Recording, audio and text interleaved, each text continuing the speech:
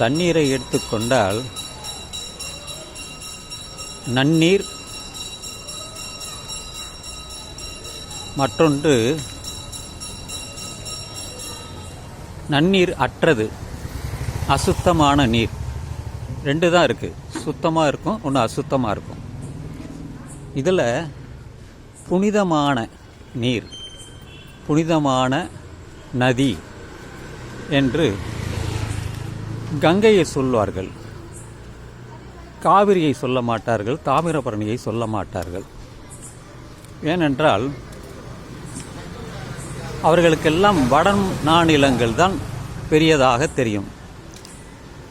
இமயமலையில் இருந்து அது வருவதால் அது புனித நதி. ஆனால் கங்கை வரும்பொழுது உத்தரப்பிரதேசத்தில் பிணங்களை தூக்கி போடுவார்கள், அசுத்தமாகிவிடும். கல்கத்தா சென்று விட்டால் அந்த நீரானது மிக அசிங்கமாக, கலங்களாக, அசுத்தமாக இருக்கும். இது ஒரு புறம் இருக்கட்டும். இப்பொழுது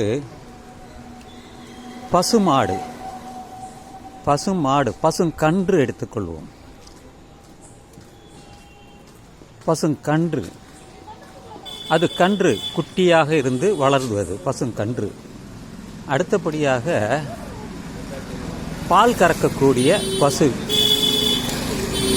அது பால் கொடுக்கும். இதில் எது புனிதம்? காளை மாடு இல்லை என்றால்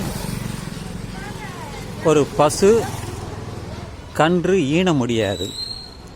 அப்படி என்றால் எது புனிதம்? கன்றுதான் புனிதம்.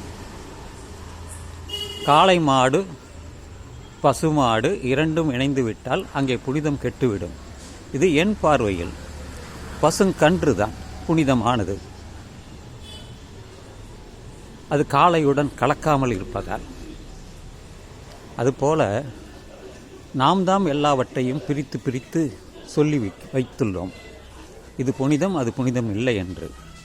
அதெல்லாம் நம்முடைய பார்வையில் தான் இருக்கிறது, நம்முடைய கணிப்பில் தான் இருக்கிறது. உண்மையிலேயே இது புனிதம், இது புனிதமற்றது என்று நாம் வகுத்து கொண்டது, நமக்குள்ளே சொல்லிக்கொண்டது, மற்றவர்களிடம் அது பரப்பியது. அப்படி உண்மையிலேயே இது புனிதம், புனிதமற்றது என்று எதுவுமே இல்லை. இது எனது கருத்தாகும். எனவே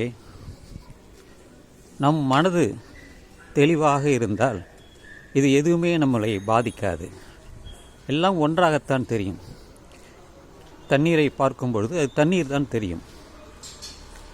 அதில் ஏதாவது கலந்திருந்தால் அது கலங்களாக தெரியும். நீர் தான். கலங்கி போய்விட்டது, தெளிந்து விட்டால் தெளிந்த நீராகிவிடும். இதுதான் உண்மை. இதை புரிந்து கொண்டவர்கள் இந்த அசிங்கத்தையும் புனிதத்தையும் பற்றி பேச மாட்டார்கள். அறியாதவர்கள் எல்லாவற்றையும் சொல்வார்கள்.